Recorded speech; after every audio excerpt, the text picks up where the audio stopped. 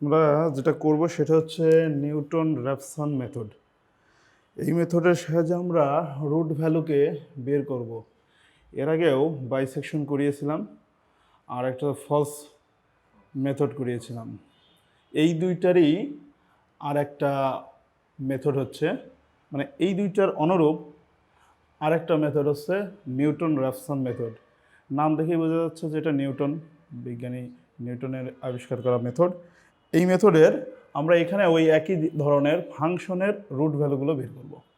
So find the root value of the following function.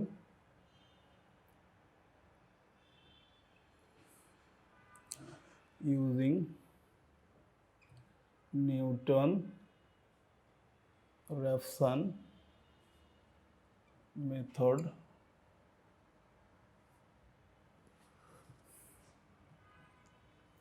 এখানে ফাংশনটা হচ্ছে এরকম যে F of X is equal to 3x minus cos X minus 1। এই ধরনের কোশ্চেন আসতে পারে। এরকম ফাংশন দিয়ে আমরা বাইসেকশন মেথড করেছিলাম, ফলস মেথড করেছিলাম। এই ধরনের এই ফাংশনের ক্ষেত্রে আমরা রুট ভ্যালু, ওখানেও রুট ভ্যালু বের করেছিলাম, এখানেও রুট ভ্যালু বের করব। মেথডটা হবে র্যাফসন মেথড। এই মেথডের একটা অ্যালগোরিদম আছে। প্রথমে আমরা অ্যালগোরিদমটা একটু দেখে নিই। এর অ্যালগোরিদমটা হচ্ছে এরকম, এটা হচ্ছে এই মেথডের অ্যালগোরিদম। লেখাটা বোঝা যাচ্ছে? 1 নম্বর স্টেপটা হচ্ছে ফাইন্ড এফ প্রাইম এক্স। এখানে এক্স এন বলবো আমরা, এক্স এন আসতেছে, এটা ডিসক্রিপশনে একটু পরে আসি। আমরা একটু অ্যালগোরিদমটা একটু লিখে নিই। Find a comma b and f of a into f of b less than 0। 3 নম্বর যে স্টেপটা রয়েছে সেখানে আমরা এটা লেট না বলে আমরা গেস করি, অ্যাজিউম সাপোজ হচ্ছে x নট ইকুয়াল a। 4 নম্বর স্টেপটা হবে find x n plus 1 equal xn minus f of xn divided by f of prime xn। এবং লাস্ট 5 নম্বর স্টেপটা হচ্ছে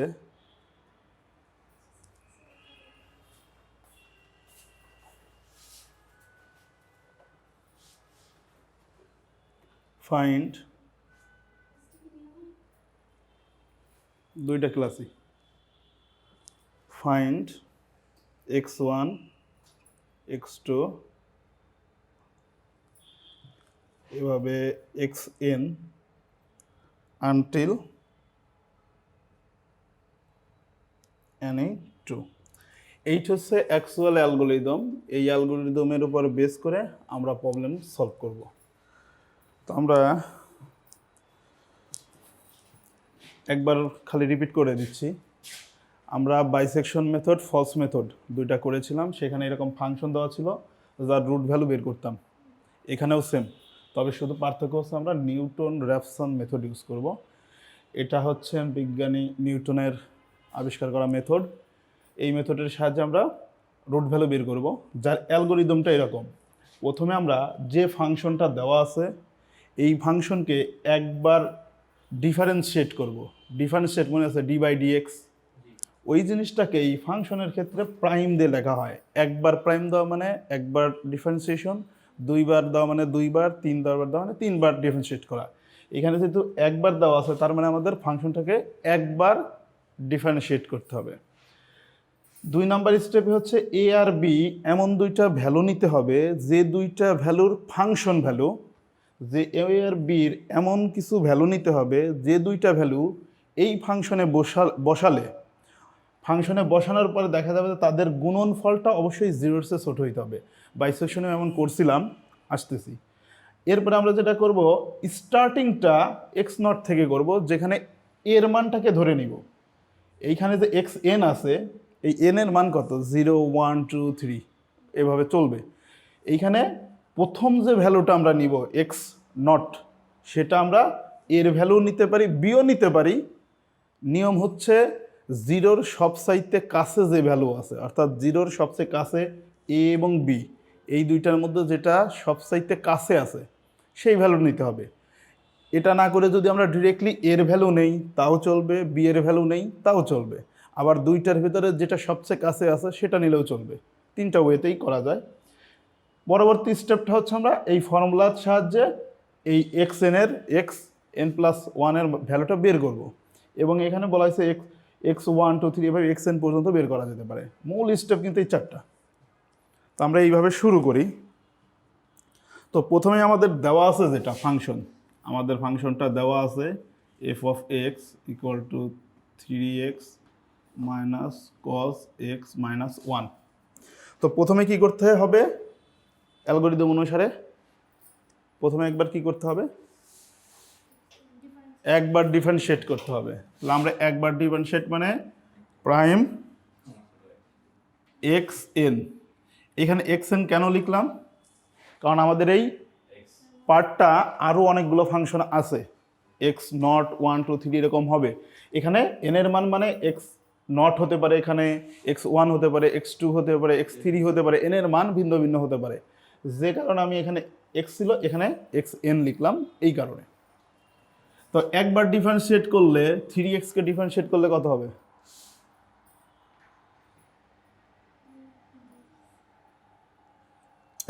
এইগুলা ভোলা যাবে না কিন্তু, তাহলে এগুলো বেসিক। একটা জিনিস খেয়াল করো, যে এরকম করছো না math, d by dx x, এটাকে ডিফারেন্সিয়েট করলে হয় 1, এটা ফর্মুলা। আর যদি এমন হয় যে ডি বাই ডিএক্স 2x, তাহলে নিয়মটা হচ্ছে এটা কনস্ট্যান্ট ভ্যালু, এটা সবসময় সামনে চলে আসবে। সো এখানে হবে 2 ডি বাই ডিএক্স এক্স, এইটুকুর মানে আমরা সূত্র জানি 1, সো 2 × 1, তার মানে এইটার কত হবে, জাস্ট 3 হবে।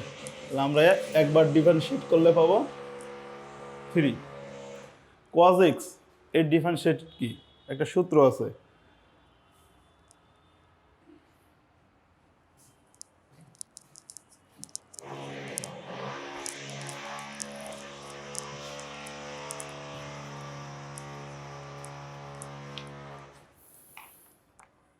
cos x এর d by dx sine x, এই সূত্রগুলো কিন্তু ওই সময় দেখতে বলছিলাম, দেখছিলে? কন্ডিশনাল প্রবাবিলিটির ক্ষেত্রেও ছিল কিন্তু, মনে নাই?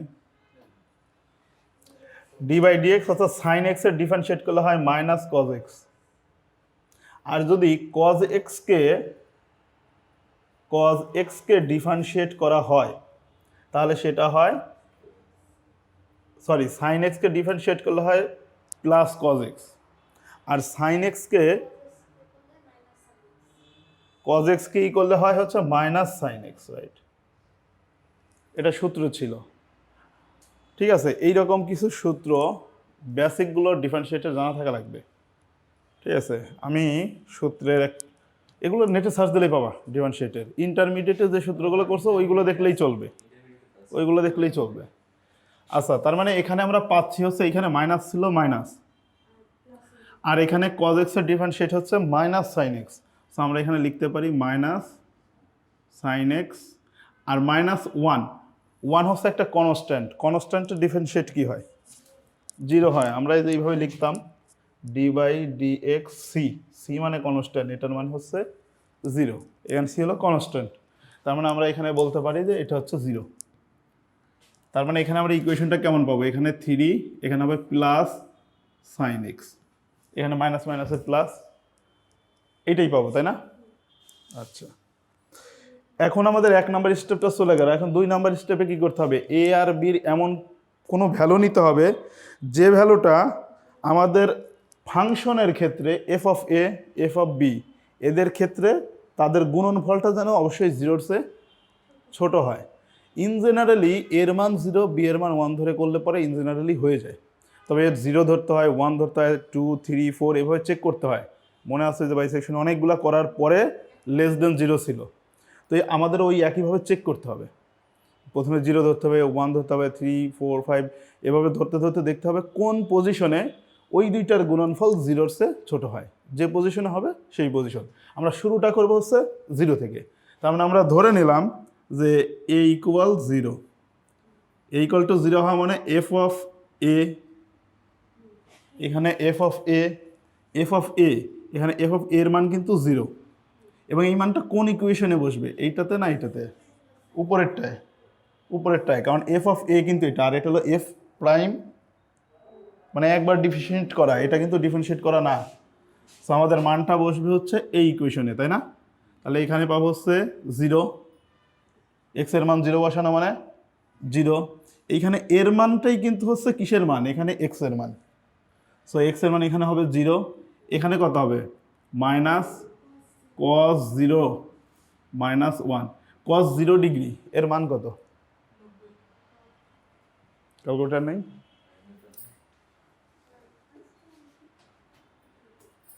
cos 0 ডিগ্রির মান হচ্ছে কত? cos 0 ডিগ্রির মান 1, sin 0 ডিগ্রির মান 0, আর cos 0 ডিগ্রির মান 1। এগুলো কিন্তু জানা থাকা লাগবে। তো এখানে মান হবে -1 -1, পাবো হচ্ছে -2। ঠিক আছে, ভুলে গেলেও আবার রিমাইন্ড করতে হবে, এগুলো লাগবে। কারণ হচ্ছে ত্রিকোণমিতি, তারপর হচ্ছে এক্সপোনেন্ট যেগুলো e⁴x, তারপর হচ্ছে লগারিদম, তারপর হচ্ছে তোমার এই যে ডিফারেন্সিয়েশন, ক্যালকুলাস, ইন্টিগ্রেশন, এগুলো আসলে জানা থাকা লাগবে, সবই লাগবে। এবং এগুলা যতদিন এই লাইনে আসো ততদিন লাগবে। যদি কখনো ডেটা সায়েন্স নিয়ে কাজ করো, ইন্টিগ্রেশন, ডিফারেন্সিয়েশন, ত্রিকোণমিতি, লগারিদম, এক্সপোনেন্ট, সব কিছু লাগবে, একটাও বাদ নেই। আর এই সবগুলোই ঘুরে ফিরে বারবার আসতেছে, এগুলো একটু প্র্যাকটিস রাখতে হবে। এরপরটা আসো, আমরা বি ইকুয়াল টু ধরে নিলাম 1, 0, 1, 2 এভাবে আমরা ধরবো। এরপরে এবার কত ধরবো? এর মান হয়তো 1, বি এর মান হয়তো 2, এরকম করে চেঞ্জ হবে। কারণ এর মান একবার 0 ধরেছি, চাইলে বি এর মান আর একবার 0 ধরা যায়। তো আমরা যেটা করি আগে এটা, হ্যাঁ আগে চেক করে দেখি। তাহলে এফ অফ বি, তার মানে এখানে হবে এফ অফ 1, তার মানে এখানে কত হবে? 3 × 1 মাইনাস cos 1 মাইনাস 1। cos 1 এর একটা ভ্যালু আছে কিন্তু, এটা বের করতে হবে। 3 মাইনাস,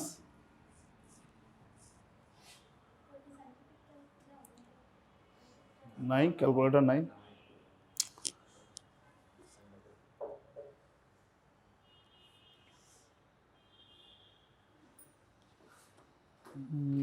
cos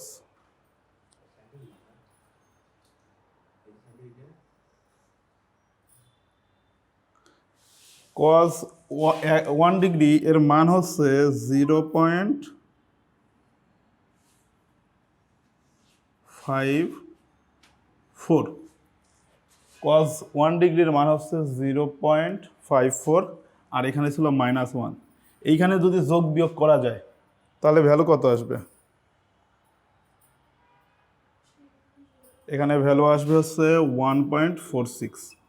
এখানে 3 থেকে একবার দিলে হবে 2, 2 মাইনাস 0.54, তার মানে এখানে হচ্ছে 0.46, আর হচ্ছে 1.46। ক্যালকুলেটর কিন্তু লাগবে। এখন আমরা কি চেক করব? F of a into f of b less than 0 হইতে হবে। আমরা এখানে এটার মানে তো জানোই, এখানে মানটা হচ্ছে -2 ইন্টু 1.46। এই মানটা যাই হোক না কেন মাইনাস থাকার কারণে মানটা মাইনাস চলে আসবে না, আর মাইনাস আসলে সেটা অবশ্যই 0-র সমানই হবে। অর্থাৎ এইটা কিন্তু ট্রু, তাহলে এটা ট্রু আছে। ঠিক আছে, 2 নাম্বার স্টেপ গেল। 3 নাম্বার স্টেপে কি করতে হবে?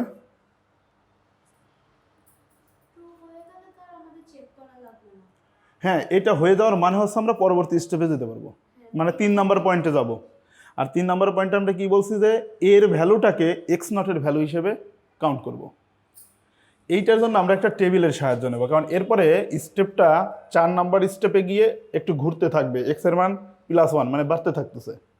তো আমরা যেটা করব একটা টেবিলের সাহায্য নিতে পারি।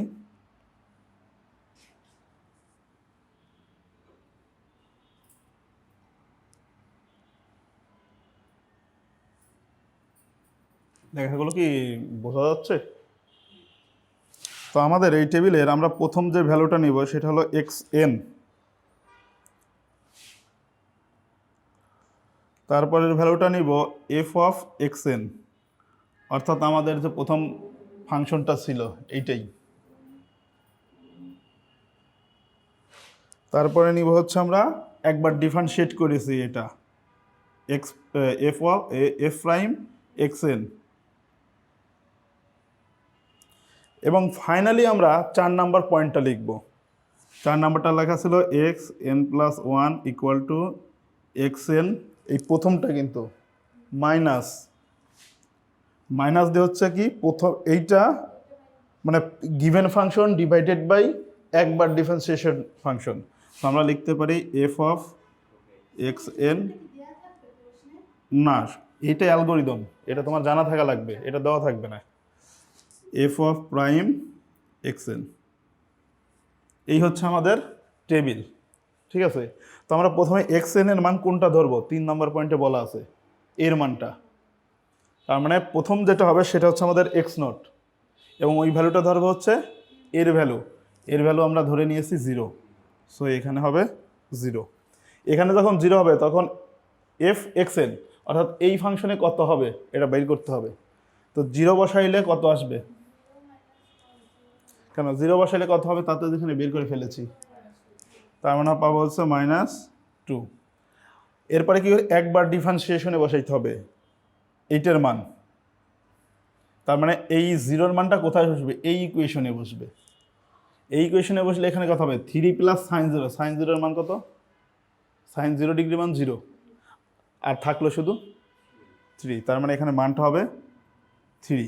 এখন দেখো এই মান দুটো পাওয়া গেছে, এখান থেকে মান বের করা যাবে না? কীভাবে বের করবা? এখানে xn এর মান কত? এখানে কিন্তু 0, সো 0 মাইনাস, তারপর কি লিখবো বলো? -2/3। এখান থেকে ক্যালকুলেশন করে একটা মান পাবো না? ওই মানটা পাওয়া যাবে হচ্ছে 0.67। এটা পাওয়া যাবে, ক্যালকুলেশন করবা, এই মাইনাস মাইনাসে প্লাস হয়ে যাবে, আর 2কে 3 দ্বারা ভাগ করলে এই ভ্যালুটাই পাওয়া যাবে। এটা একটা স্টেপ।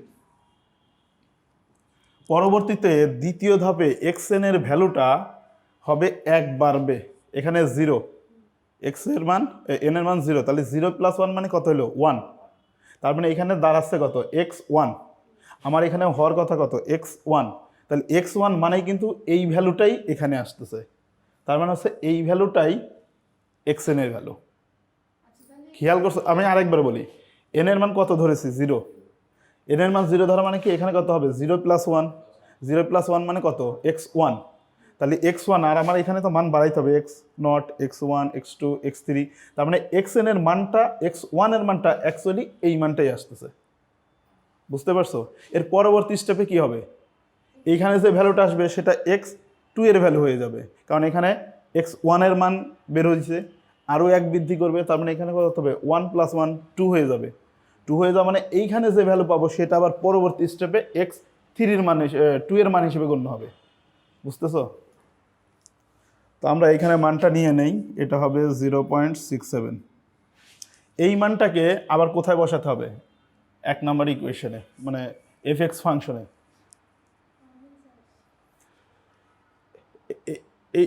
এই কথাটা বুঝতে পারছো কিনা? তাহলে এইখানে কোন মানটা আসলো বুঝতে পারছি। এখন এই মানটা কোথায় বসাতে হবে? এই ইকুয়েশনে বসিয়ে ভ্যালু বের করতে হবে এখানে কত আসে। একইভাবে আবার এই ভ্যালুটা কোথায় বসাতে হবে? এই ইকুয়েশনে, একবার ডিফারেন্সিয়েশনে। তাহলে এখানে বসাইলে মান কীরকম আসবে, যদি এই ইকুয়েশনে বসানো যায় তার মানে এখানে কীরকম আসবে, 3 ইন্টু এইটা মাইনাস কস, ক্যালকুলেটরে একবারে উঠেও করতে পারো, অথবা ক্যালকুলেটরে কস 0.67 এর ভ্যালু বের করে নিতে পারো, পরে যোগ বিয়োগ করে নিতে পারো। ঠিক আছে, যাই হোক এইভাবে ক্যালকুলেশন করলে এখানে যে মানটা পাবো সেটা হচ্ছে 0.23, এটা পাবো ওখান থেকে, ক্যালকুলেশন করে দেখবা। আবার একইভাবে এই ভ্যালুটাকেই যখন আমরা একবার ডিফারেন্সিয়েশনে বসাবো, তার মানে এখানে হবে 3 প্লাস সাইন 0.67, এখানে ক্যালকুলেশন করলে আমরা যে মানটা পাবো সেটা হচ্ছে 3.62। ঠিক আছে, এখন এখানে তাহলে মান কিভাবে বের করব, এখানে কি লিখবো বলো তো দেখি, x1 এর মান আসতেছে, তার মানে এখানে হবে 0.67 মাইনাস 0.23 ডিভাইডেড বাই 3.62, এখান থেকে ক্যালকুলেশন করলে একটা ভ্যালু পাবো, সেটা পাবো হচ্ছে আমরা 0.61, এটা পাবো। ঠিক আছে, এখন পরবর্তীতে এখানে কত আসবে, x1 sorry x0 x1 x2, x2 মানে কি, এখানে x1 ছিল, তার মানে n এর মান কত ছিল 1, তাহলে 1 প্লাস 1 2 হয়ে যাবে, 2 হয়ে যাওয়া মানে এই ভ্যালুটাই কিন্তু আমার অ্যাকচুয়ালি x2 এর ভ্যালু, বুঝতেছো নাদিম? তার মানে এখানে ভ্যালু হবে কত, 0.61। একইভাবে আবার এই দুই ইকুয়েশনে বসাতে হবে, মান বের করতে হবে, আমরা বসাই একটু, মান বের করলে এখানে পাবো হচ্ছে 0.01 আর এখানে পাবো হচ্ছে 3.57, এবং এখানে ক্যালকুলেশন যদি করি আমরা এইভাবে 0.61 মাইনাস 0.01 ডিভাইডেড বাই হচ্ছে 3.57, এইখানে যদি ক্যালকুলেশন করা যায় তাহলে মান পাবো 0.61।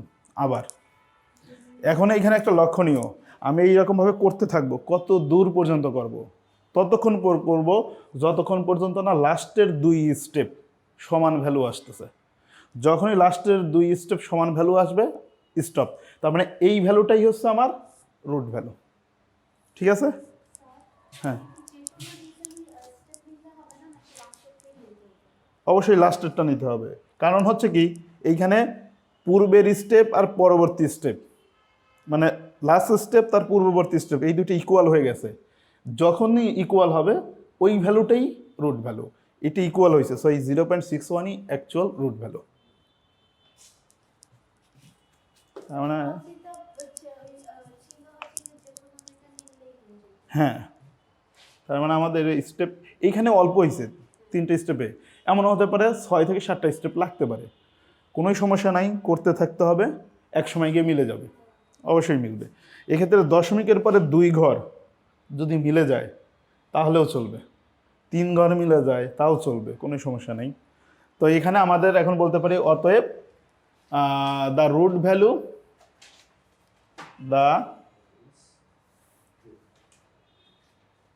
ভ্যালু ইজ 0.61, লাস্ট এটা মেলে যেতে যাবে, এইটা হবে অ্যান্সার।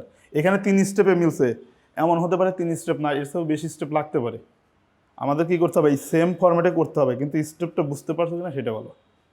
শিওর? এখন একটা ফাংশন দেই, করবা? 5 নম্বর স্টেপ তো অবশ্যই কাজে লাগলো, এক্স নটের মান এ ধরে নিয়েছি, এরপর x1 নিয়েছি, x2 নিয়েছি, এভাবে কত দূর যাব, xn পর্যন্ত, এবং আনটিল any2 বলতে বলা হচ্ছে যে লাস্টের এই মিলে যাওয়া পর্যন্ত আমাদের যেতে হবে। ঠিক আছে, এই দুইটা যখন মিলে যাবে লাস্টেরটা, এটা 5-6টা স্টেপ, 7 স্টেপ, 11 স্টেপে যাও মিলতে পারে, আমাকে করে যেতে হবে, খালি স্টেপটা প্রসেসটা খেয়াল রাখতে হবে। তাহলে আমি আর একটা দেই, এটা তোমরা দুজন করো, কস সাইন টাইনের মান লাগলে আমি দিচ্ছি।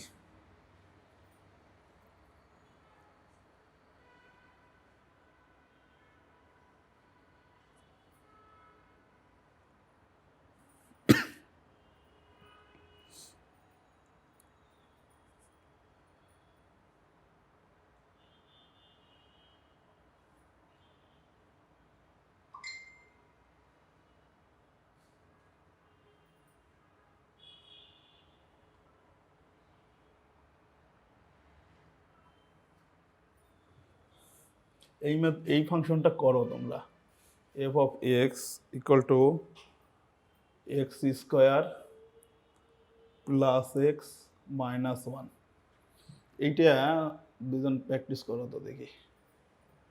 X square plus x plus one, এখানে সাইন কজের এটা নাই, ঠিক আছে, এইটা করো আর একটা সাইন কজেরটা দিই।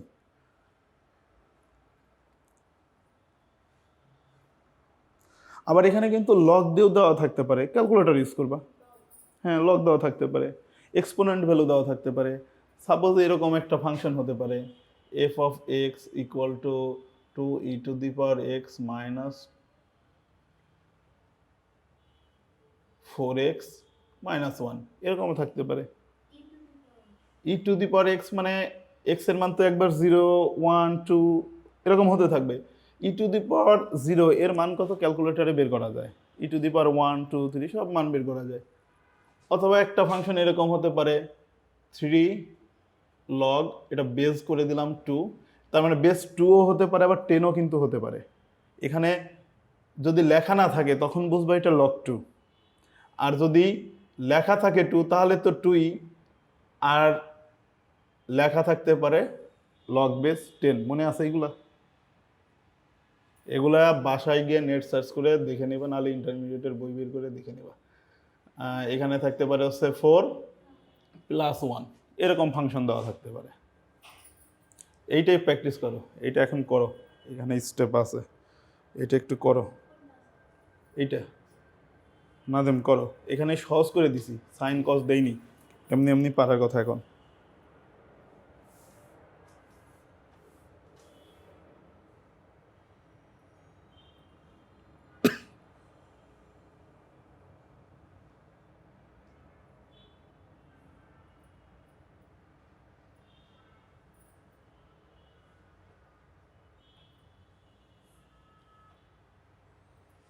আচ্ছা, এইখানে স্কোয়ার না, এখানে অ্যাকচুয়ালি কিউব আছে, এটা একটু কারেকশন করে নাও।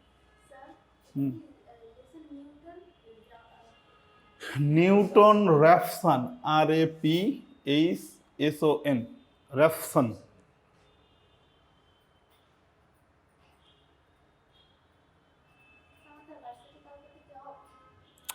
এখনো ডিসিশন পাইনি।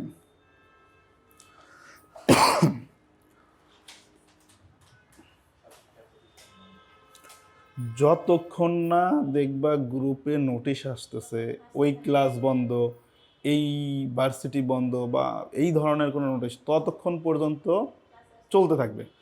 যখন দেখবা নোটিশ আছে বুঝে নিবা যে তার মানে যে বন্ধ হয়ে গেল।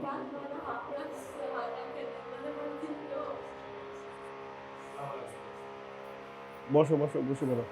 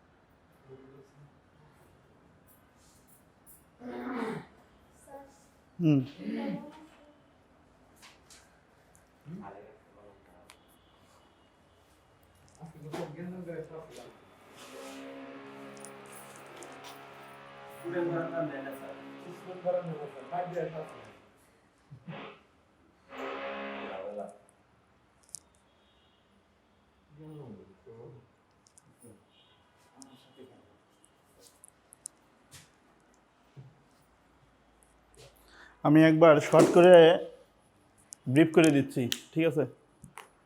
তোমরা শুনে নাও।